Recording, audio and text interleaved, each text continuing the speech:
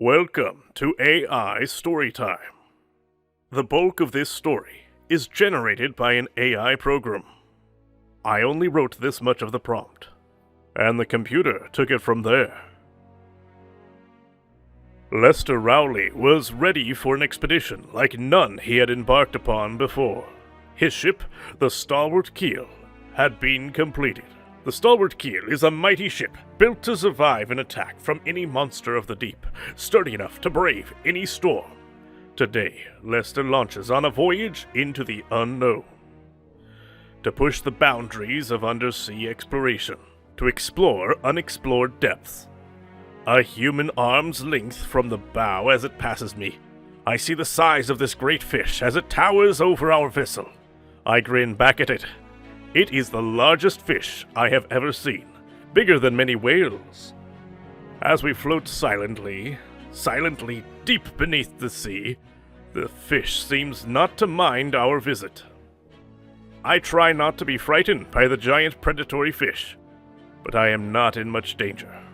The Stalwart Keel is built to withstand attacks by monsters of any size, shape, or kind.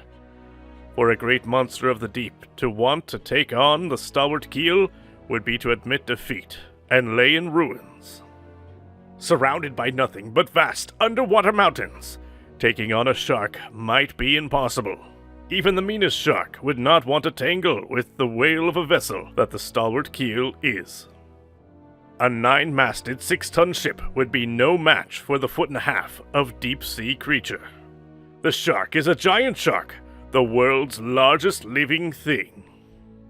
The shark, lost in time as it turns away from us, regaining its focus on other prey. I marvel at the incredible creatures I am seeing today. This Stalwart Keel, my first ever voyage, about to take me further in my exploration. While I am used to encountering aquatic creatures, giant squid, nibbled whales, and the odd fish, this is almost a new experience. Something brushes against the tail of the vessel and causes us to wobble, making me look back for a moment. As I look again, I see a huge shadow flying around our boat. The shadow quickly rises up, hovering above us for a moment, and then exploding downwards. The explosion throws our vessel to its side. The vibrations from the impact wakes up some of the crew, who now have to dive beneath the surface to fix the damage. Everyone is wary of the next attack, and the crew tread with care. The dark shape becomes visible. At first I am surprised to see nothing, but when the shape leaves, it leads to another dive. Dive 1. It could be a stray fish, or it could be something more sinister.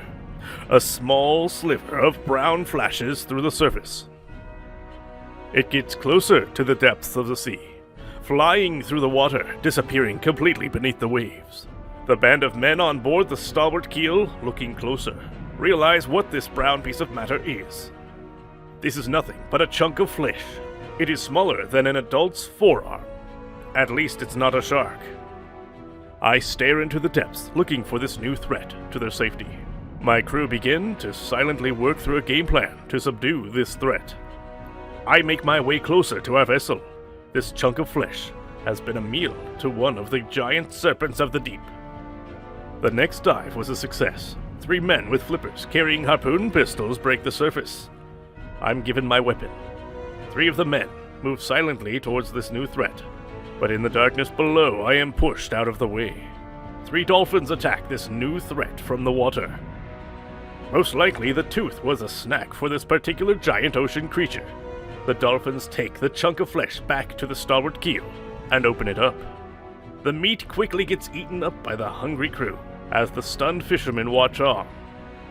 Dive 2. Fins slither past my legs. How will the crew react to this? Thankfully, I haven't heard a squawk yet. I rise to the surface of the ocean once again with my other fellow passenger. Even from here, the top of the red cloud can be seen below me. It is an immense bubble of energy, consuming all it touches.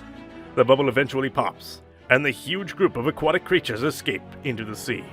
Our dinghy is put back in service, as most of the sound of people running to avoid them disappears.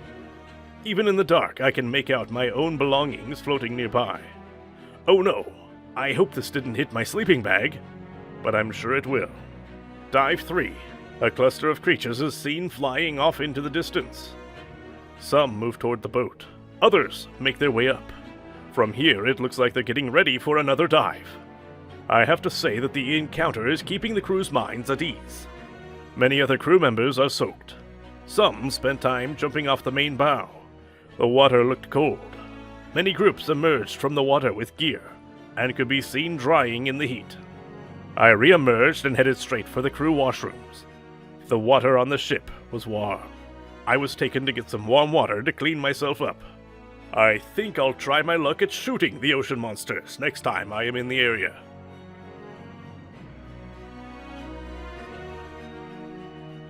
Super Fake Films. We aim to entertain.